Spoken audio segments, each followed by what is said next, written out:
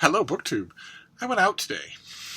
Chris and Giselle Rhodes, the erstwhile booktubers who got me into BookTube in the first place, have been telling me for a long time that they have a library sale that they just love, that happens on a regular basis.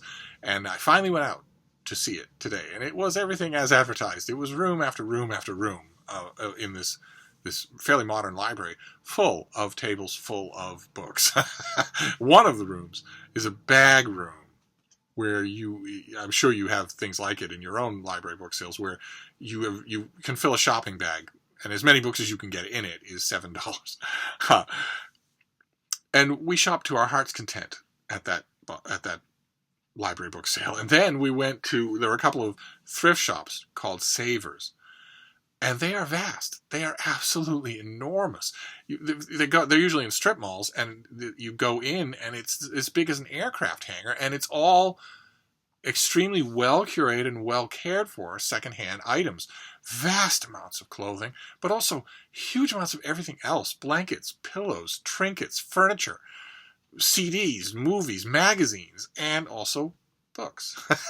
And we went to two of those places, and we would stagger out of each place, library book sales, Savers, whatever you want. We would stagger out with huge numbers of books, and we just kept doing it.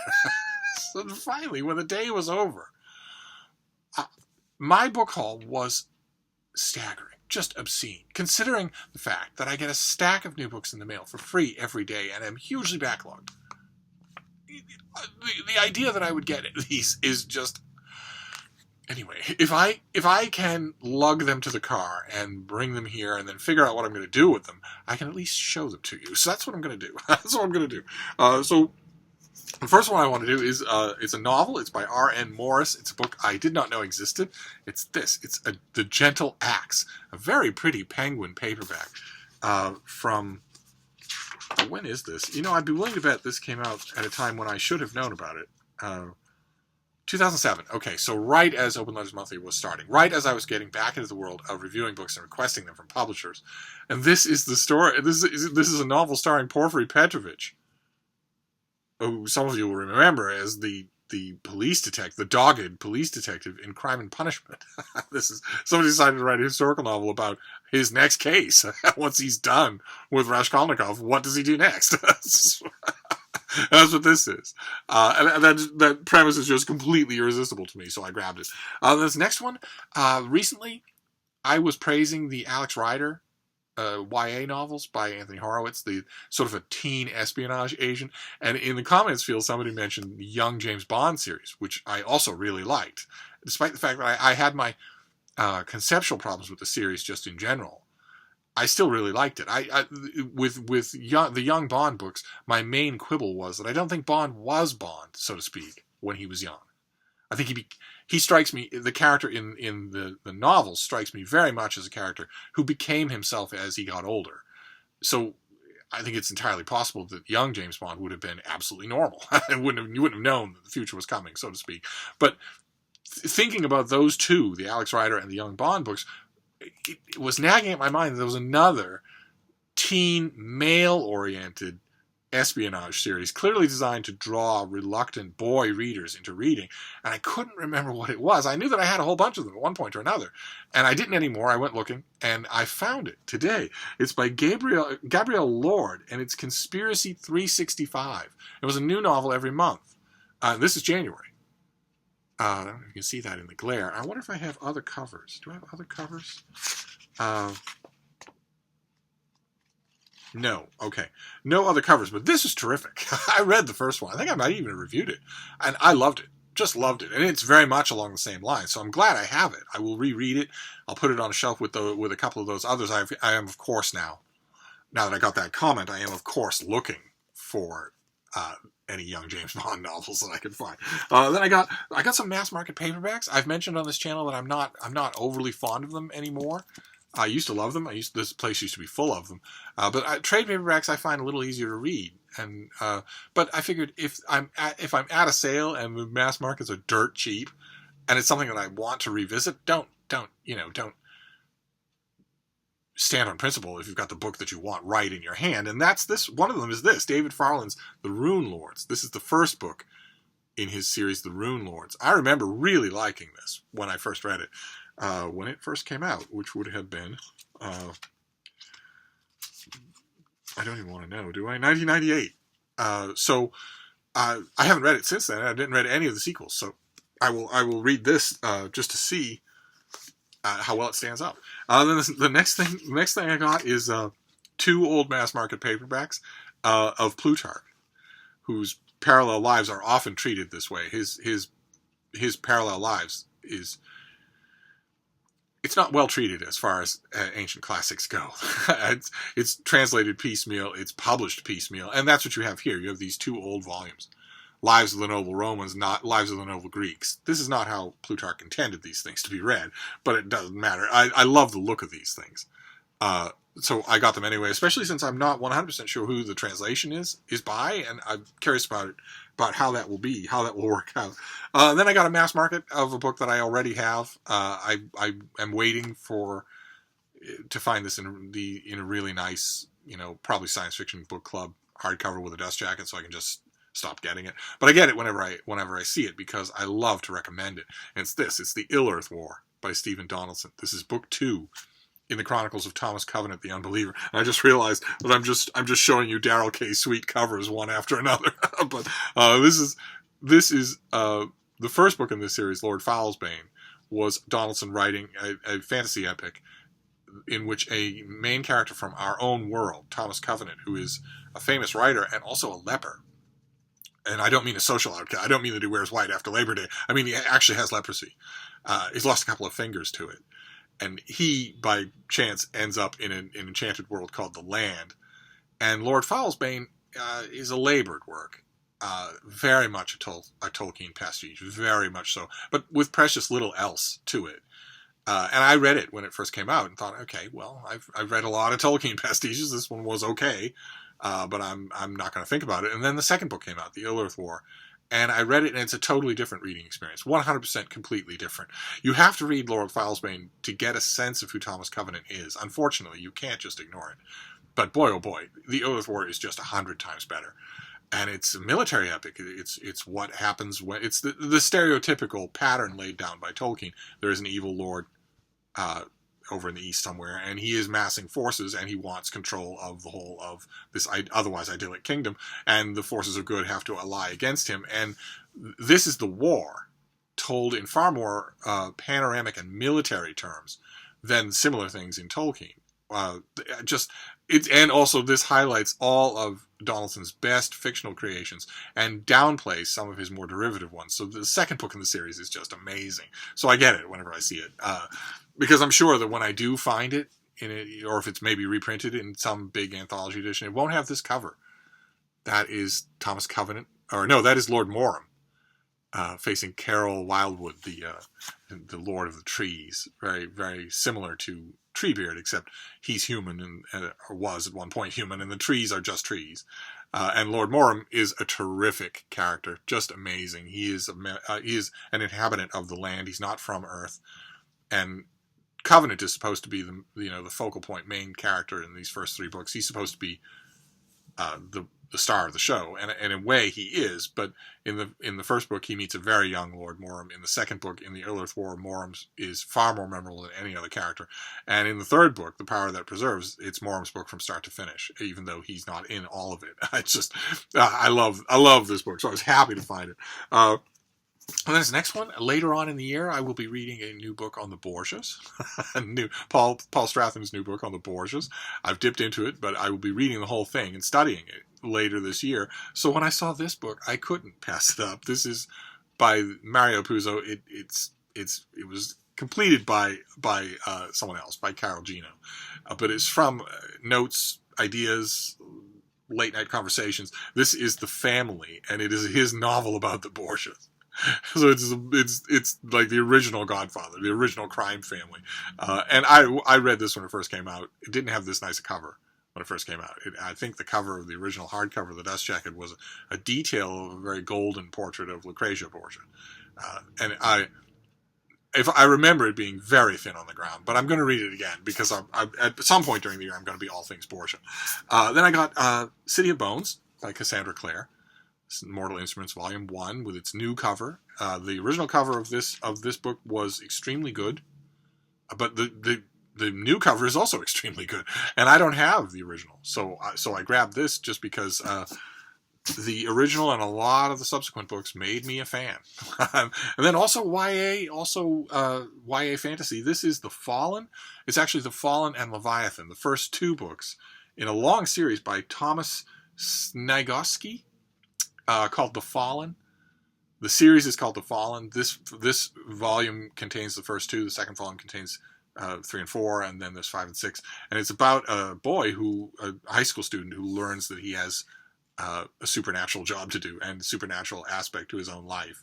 And I remember reading the first two in this volume. I didn't know about them when they came out originally. I read the first two in this particular reprint.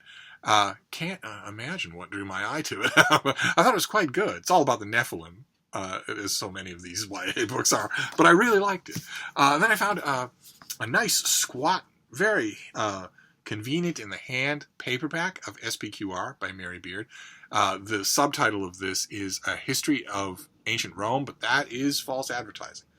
This is not so much a history as it is someone who knows everything about ancient Rome just impressionistically plopping down at different points. And if you go to this looking for a soup to nuts history of ancient Rome, you will be either disappointed or misled, depending on how much you know. This is much more, it shouldn't have been subtitled that. This is much more a great classicist thinking about Rome, thinking about the history of Rome and key nodes and key moments. It's a fantastic book, don't get me wrong. I don't know. I mean, I got it because it was dirt cheap and because I like the squat little paperback that I can just stick in a bag. But the more I've looked at it in the course of the day, the more I think that maybe if I go and search, I will not find this book. It may be that I don't have a copy anymore, and so I'll be doubly glad that I got this. Then the other day, I had cause to think about this book again and realized that I didn't have a copy. This is The Other Boleyn Girl by Philippa Gregory in a perfectly new trade paperback that was dirt cheap, so I grabbed it.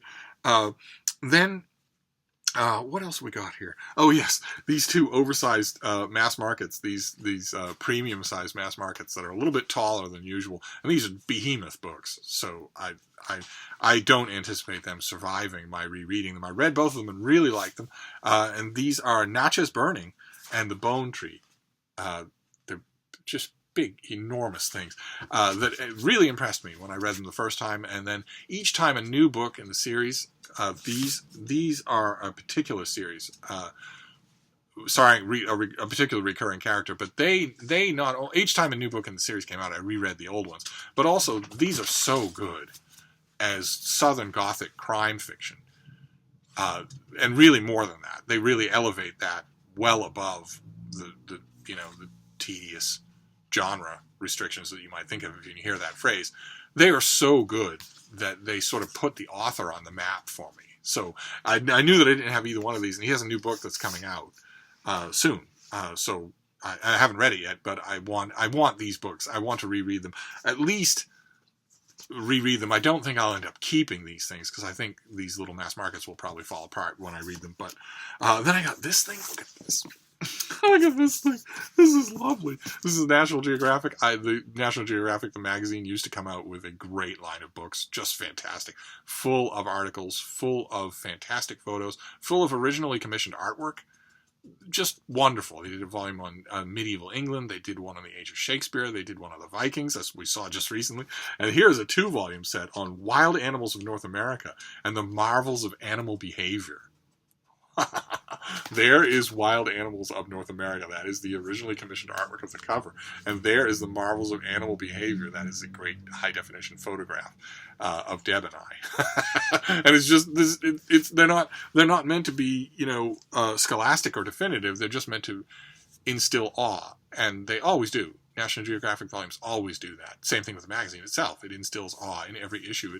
And I have at one time or another, I have had Wild Animals of North America, but I have never had the box set of these two. And I don't think I've ever really paid attention to the marvels of animal behavior. So that will be new, but what joy it will bring me.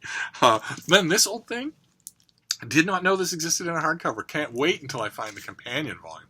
This is The Great Edith Hamilton, and this is The Greek Way, where she just goes through Plato, Aristotle, Socrates, Xenophon, just meditates chapter by chapter on the great figures of ancient Greece. And she did another book called The Roman Way. That's a natural companion to this one. I'll just have to look for it in hardcover. The Roman Way is also wonderful. This was an effortlessly well-read classicist who just, again, you don't want to go to these chapters, her chapter on Sappho or whatever, or Catullus, or God help us, Horace, for any kind of scholarship. They're not meant to be that. They're more of a very lively, very elusive, very well-written introduction to the general nature, the general world of these figures. And I haven't read The Greek Way in probably 20 years, so I was happy to see it. Then we have a murder mystery. I will probably add it to the pile from March Mystery Madness. This is an ancient Egypt murder mystery. There have been a whole bunch of those. Been 5 or 6 just in the last 30 years. Series set in ancient Egypt, starring detectives working crime in ancient Egypt. And this is by P.C. Doherty. I think there were a lot of books in this series. This one is The Poisoners of Ta. And it's just set in the reign of Pharaoh Hattusu.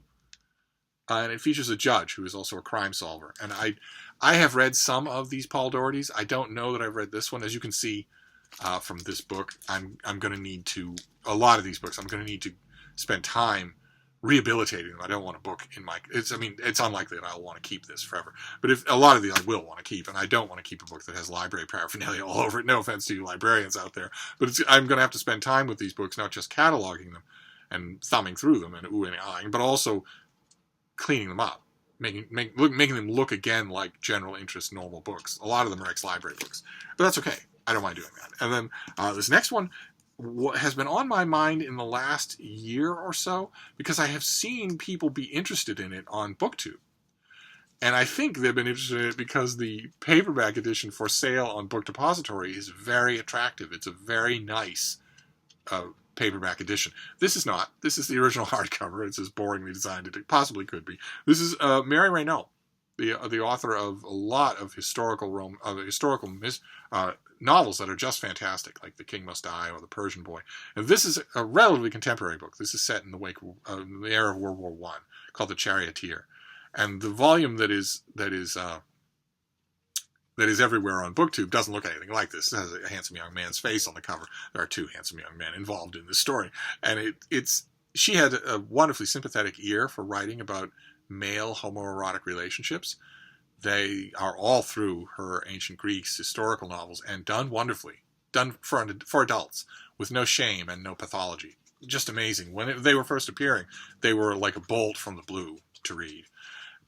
And this tries to do the same thing. I only read it once, and I seem to remember not liking The Charioteer. And seeing it on BookTube was making me think, well, you really should give that book another try. What are the chances that this author could be so good on so many books that you love and fall completely on one? Chances are better that you read it at a bad time. And I'm going to do that. Now that I have it, I found a dirt cheap copy. I don't need the copy that's going around BookTube. Then look at this behemoth. Oh my God. This I will also have to rescue from its library trapping. But this is John Sudgeon, who is a fantastic naval historian. And this is his huge book on Nelson. Look at the size of this thing. This is Nelson, the Sword of Albion. And it's a sequel. I think he wrote 2 huge books on Nelson. Actually, does it say here? Yes, Nelson, The Dream of Glory was the one before this one. And this is Nelson to the End. And I don't need 2 volumes on Lord Nelson. I'm not a big fan. But this will be all the interesting parts of his life and the end of his life. And I remember when this came out, and I don't think I ever read it. So it will go. I am obviously going to make room for some of these things to just read them, even though I have an enormously overcrowded reading docket. I'm still going to do that. And this will be one of them. And then this next one, you have seen some of these books before. This is by W.E.B. Griffin, who unfortunately died a couple of days ago, and with his son, helping out with the writing duties. And this is a clandestine operations novel. They've written many, many books together, and Griffin wrote many, many series of books before that. And a lot of them left me cold. They just seemed very artless, but the clandestine operations books I just love. Maybe it's because they're historical. I don't really know. But this is the assassination option. That's the Brandenburg Gate. And this is the second book, I believe, in the series. So the first one, the only one that I currently do not have, is I think called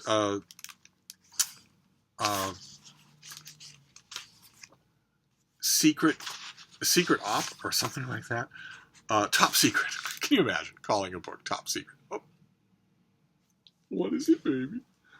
Huh? What is it? Mm-hmm. Oh, super. Oh. Oh, this baby. Anyway, the first book in this series is called Top Secret. Go figure. The assassination option is at least a little bit better, but I think the Top Secret is the only book in the series that I don't have. I want them all in hardcovers with dust jackets. So when I saw this, I grabbed it, especially since I've only read it once. How good this series is caught me by surprise, so I will read this again gladly. We're not done. We're still going on. At one point, Chris and Giselle and I were looking at a bookcase full of fiction, and I noticed a book that wasn't fiction. We noticed a lot of Giselle is a bookseller, and I was a bookseller for years and years and years. So, you get so that you can't not see books that are in the wrong place. And I was looking at all this fiction, and I noticed a piece of nonfiction, and it's a piece of nonfiction I want. So I grabbed it. It's Barbarossa. By Alan Clark. This is his big, I don't think ever beaten book about the German plan to conquer Russia, the German insanity of attacking Russia. This is just the whole of that story. I have read this a couple of times and loved it. I know I don't have a copy. I don't think I've ever seen a hardcover with a dust jacket for this thing, but it's a must-have work of World War II history. So, wrong place or right place, I grabbed it. And then a behemoth of a book. Since I had a car, I was being driven around. Since I had young people to help with the carrying, I got some behemoths that I might have turned my nose up otherwise. This one I've had many times. By an author we've seen in this very same library hall, and I don't know. Sometimes I've liked it, sometimes I haven't. I keep telling myself, sooner or later, you have to just sit down and reread both those books. It's a 2-book set. It's Stephen R. Donaldson, and it's Morden's Dream. This is the first one, The Mirror of Her Dreams. And the second one is The Man Rides Through. And it's an enormous thing, gigantic book about a magical world where the magic happens through mirrors. And only through mirrors. So that the inhabitants of that world, when they eventually realize that a young woman from our world, when they eventually realize that mirrors are just everywhere in our world and we don't think anything of them, there's a great deal of jarring cultural difference there. She is lonely and isolated in her world, and suddenly realizes that she has access through a mirror to another world. And the adventures that they have there, her and the young man who she falls in love with, there is some of it is really, really good. A lot of the magic is really well done. A lot of the intrigue is really well done. But it seems to me I remember there being a weird sexual vibe going through these books. That one particular character, I don't have a copy of A Man Rides Through. Next time I see at the Brattle somewhere or some thrift shop, next time I see a big hardcover copy of A Man Rides Through, I will get it. And then once I have the 2 of them, I will just run through them again.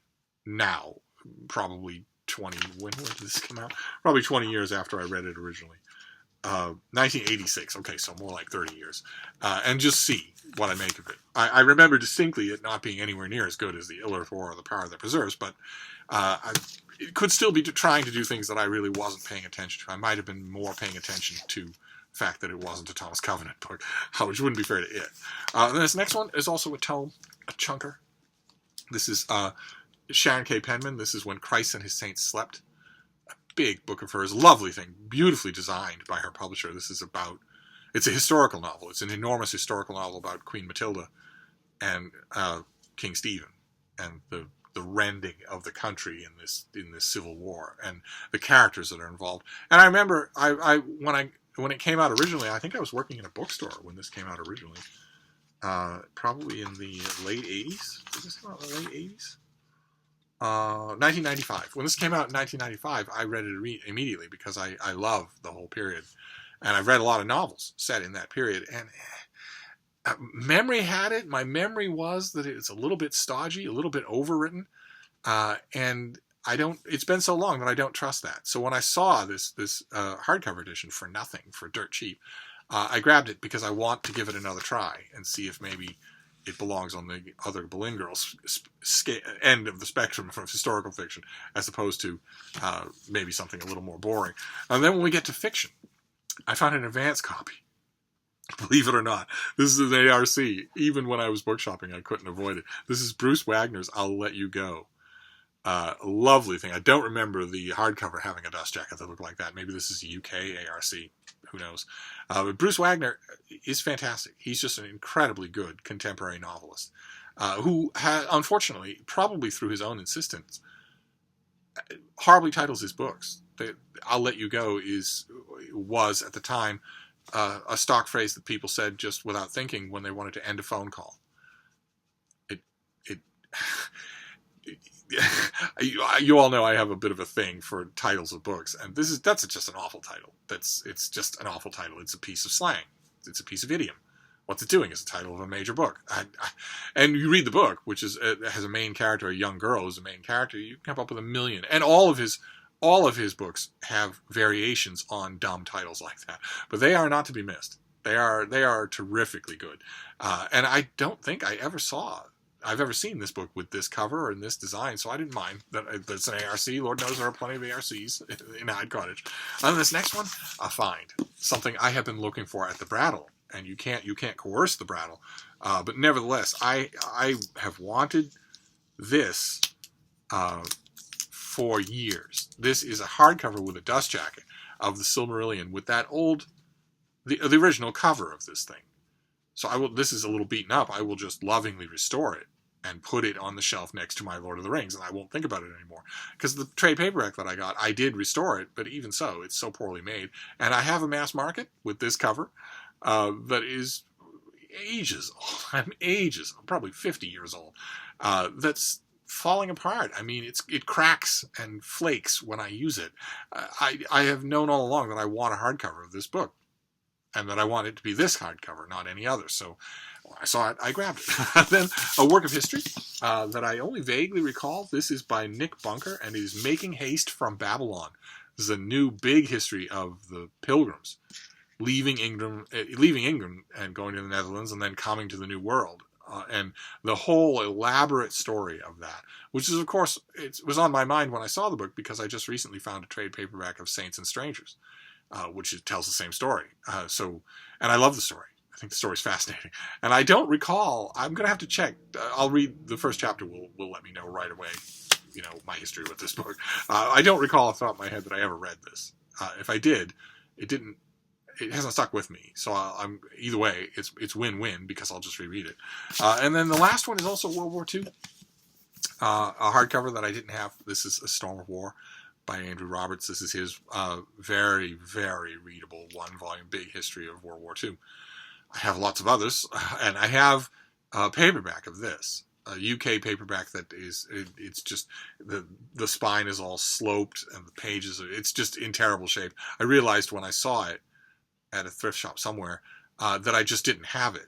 I didn't have a copy at all, and I grabbed it because I wanted a copy, but I've been waiting all this time to find a hardcover that I can just put that book out of its misery and just replace it with a hardcover. So I go back to Andrew Roberts all the time. I love reading him. And that is the end, except for the highlight of the whole trip. I found 1, 2, 3, 4, 5, 6, 7, 8. I found not 1, not 2, not 5, but 8 Signet Regency romances. 8 of them. I found The Purloined Papers by Alison Lane. I found Elizabeth's Gift by Donna Davidson. I found A Chance Encounter by Gail Buck. I have quite a few Gail Bucks here in the room. I found Lord Buckingham's Bride by Sandra Heath. There they are. There's a massive house behind them. I found Notorious Lady by Dawn Lindsay, and they have snow-covered trees out the window behind them, so that room would be very cold. I found The Reluctant Smuggler by Teresa Desjardins. There are a lot of smugglers in Regency romances. You gotta have outside drama somehow. Then I found by Anita Mills, The Rogue's Return. There's a very strange cover here. It's a very close-up of these two. And last, The General's Granddaughter by Dorothy Mack. Can you believe it? I found 8 Signet Regency romances. 8 of them. In various romance sections of all these various bookstores that we went to. Look at that. That's a whole nother chunk of this bookcase that is slowly but surely filling with Regency romances. How wonderful. So that was it. That was my bookish day. Well beyond my ability to make a Steve pyramid. And I'm not done. I've shown you these, and now I'm going to indulge myself in pouring all over them, pulling stickers off, pulling the library laminated covers off in order to get the stickers off the books themselves, erasing any price tags, reinforcing any books that need it, and cataloging them all, including cataloging all of them on Goodreads. Because I have fallen behind in my resolution for 2019 to get better at Goodreads, and this is a perfect opportunity. So that was a massive, I'm calling it a library haul, but actually there were other used bookstores involved too. It was just a massive used book haul. And Chris and Giselle also got tons and tons of books, and we had a wonderful time. The only drawback is that I was away from Frida for a large chunk of time, much larger chunk of time than I like being away from her. And she went nuts when we got back here. But she's adorable. So she settled down right away. And she's a wonderful girl. She doesn't think the world is coming to an end if I leave her for a little bit of time. I might not like it, and she might not like it either. But she doesn't suddenly think that all the universe is over. So she bounces back, is what I'm saying. So it was a delightfully bookish day, and it's not over yet. I'm going to spend a large chunk of time indulging myself with these books, even now after I've shown them to you. So, but I wanted to show them to you because if it deals with books and it's my life, then you have the right to see it. You're all nosy, and so am I. But I'm going to wrap this up, and I will see you soon. Thank you, BookTube.